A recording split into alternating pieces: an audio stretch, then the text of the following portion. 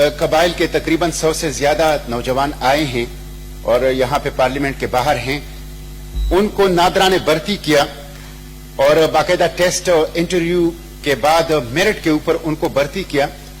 Mister chairman, 21 जनवरी 2020 को उनको joining का लेटर, अपॉइंटमेंट लेटर मिल गया और 21 जनवरी को उन्होंने ज्वाइन कर लिया।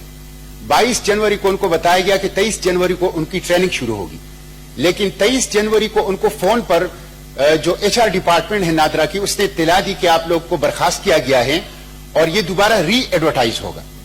मिस्टर चेयरमैन, वो बच्चे जो टेस्ट और इंटरव्यू देने के बाद मेरिट पर आए हैं 100 से जायद हैं, उसमें से एक नौजवान 3 गोल्ड मेडल ले चुका है, 3 गोल्ड मेडल।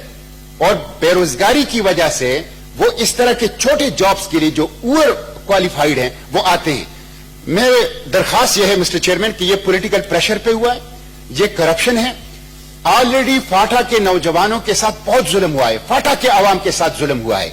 जब आपने उनको टेस्ट की बुनियाद पर, इंटरव्यू की बुनियाद पर सेलेक्ट कर लिया, मेरिट पर सेलेक्ट कर लिया, ज्वाइनिंग लेटर भेज दिया, अपॉइंटमेंट लेटर भेज दिया, उन्होंने ज्वाइनिंग कर ली, आपने ट्रेनिंग की बात कर ली, फिर फोन पर उनको कहना कि आप ना आए, आप बर्खास्त कर दिए गए हैं और हम ये री एडवर्टाइज करेंगे, ये बहुत बड़ा जुल्म है।